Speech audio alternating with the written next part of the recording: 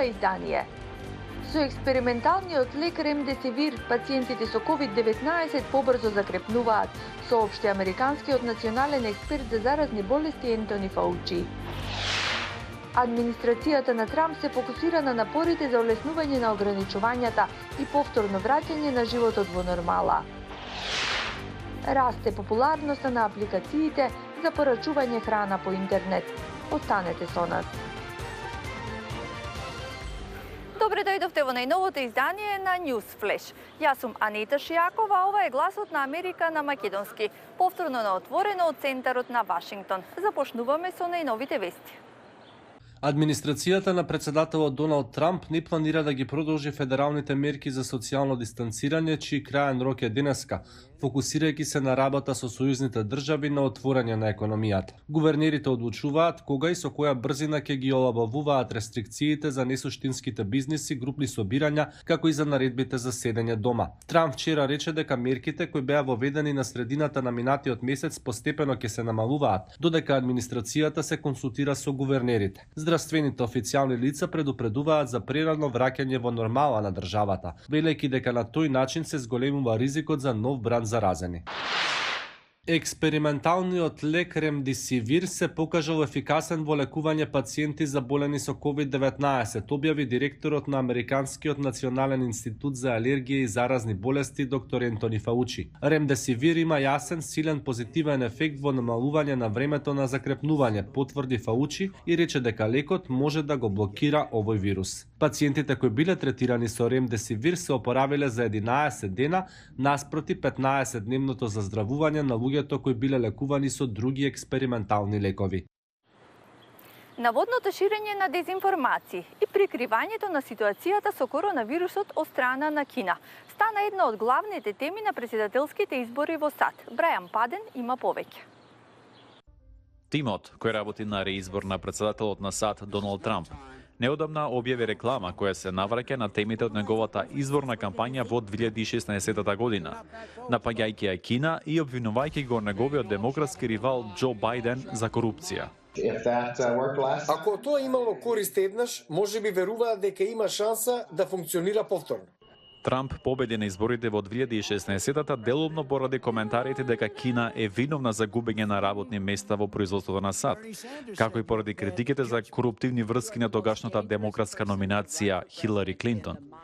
Пред пандемијата на коронавирус пак Трамп го истекнуваше економскиот раст за време на неговото председателство како клучно прашање во изборната кампања.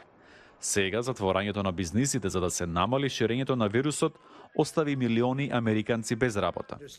Анкетите покажуваат намалување на рейтингот на председателот меѓу мнозинството американци како резултат на начинот на кој тој се справува со здравствената и економска криза. Трамп и републиканците во Конгресот инсистираат Кина да се соочи со последици за прикривање на ситуацијата со COVID-19, како и за ширење дезинформации дека вирусот се расширил од САД. Но критичарите на Трамп велат дека ваквите критики се обид да се префрли вината за бавниот одговор на САД при справувањето со пандемијата. Администрацијата на Трамп вели дека ако Кина била целосно транспарентна, САД би имале совршен стратешки одговор. Знаеме дека тоа не е точно. Додека го обвинуваат Бајден за коруптивни финансиски интереси. Критичарите велат дека Трамп и неговото семејство се помалку транспарентни за нивните бизнис сделки низ светот, нагласувајќи дека Трамп треба допрва да покаже дека ги подмирил даночните обврски.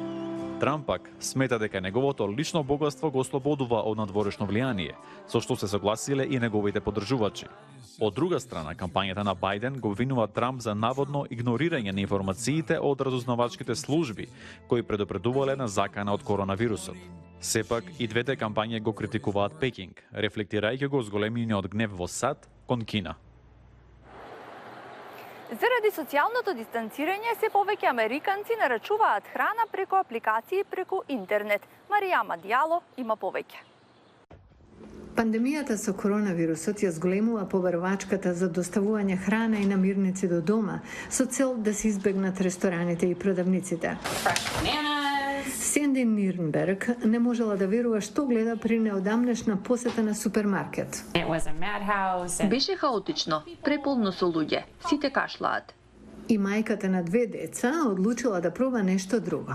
Нарачала намирници преку Instacart, интернет сервис за доставување храна. Instacart has definitely become 100% of our Instacart стана наша дестинација за купување намирници. Мислам дека така помалку сме изложени на други луѓе. Од неговата канцеларија дома, професорот Шварцберг советува максимално ограничување на контактите со други луѓе. Колку помалку контакти имате со други луѓе, помалку шанси имате да се заразите. Одењето во супермаркет е одлична можност за интеракција со други луѓе, особено ако продавницата е полна. Изминатите денови, Instacart и други продавници кои нудат вакви услуги регистрираат зголемено користење на апликациите според Aptopia, сервис за анализирање и купување преку интернет.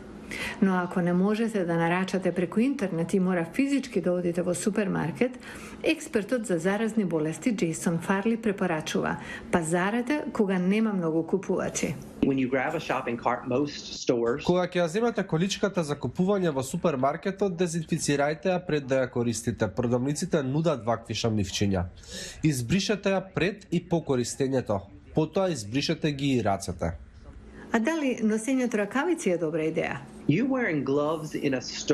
Тоа е добра работа кога допирате нешто, кога допирате производи и ги ставате во торба, но кога ќе дојдете дома и ако ја допрете истата пластична кеса или метална конзерва, веројатно вирусот е се уште на нив. Со оглед дека вирусот најмногу се шири од контакт на човек со човек, експертите велат дека најбезбедно е, додека сте во супермаркетот, да избегнете близок контакт со други луѓе. А сега и за тоа, како пандемијата го промени животот на оние кои што трагаат по љубов и пријателство. Кога Марио неодамна се преселил во Балтимор, преку пријателите добил бесплатна претплата на интернет страница за наоѓање партнерка. Мислел дека знае точно што бара. Предложив да се сретнеме за пијалок на FaceTime. Таа прифати. Неколку пати разговарав. Ме праша дали имам нешто против ако е облечена покомотно. Обајцата со недели не сме облекле формална облека. Се договоривме да бидеме како што сме дома. Беше пријатно. Компаниите што нудат услуги за запознавање велат дека и покрај старата изрека спротивностите се привлекуваат, важи обратното. Што послични се партнерите, толку е поголема веројатноста да изградат трајна врска.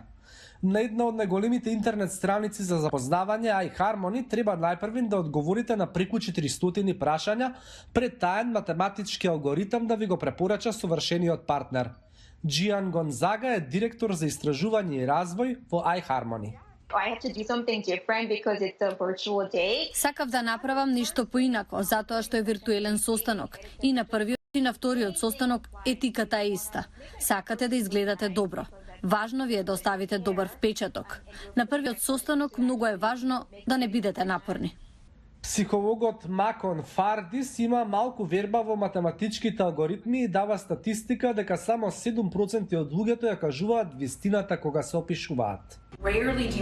Сакав да направам нешто поинако, затоа што е виртуелен состанок. И на првиот и на вториот состанок етиката е иста. Сакате да изгледате добро. Важно ви е да оставите добар впечаток. На првиот состанок многу е важно да не бидете напорни. Марио преку интернет ја запознал Тамара. На почетокот бил загрижен дека е многу слична со него, но сепак ја поканил на кафе. Тамара се сеќава на првата средба. Ова е вистинска шанса за продлабочување на односот, побавно влегување во врска. Тоа било пред една година. Минатиот месец се венчаа. Обајцата би ја препорачале на пријателите интернет страницата преку која се запознале. И додека научните студии не полагаат голема верба во алгоритмите за запознавање преку интернет, други истражувања покажуваат дека 20% од брачните парови во последно време се запознале токму така. Вие го гледавте Newsflash на Гласот на Америка на македонски. Гледајте не и утре во истото време. Довидување.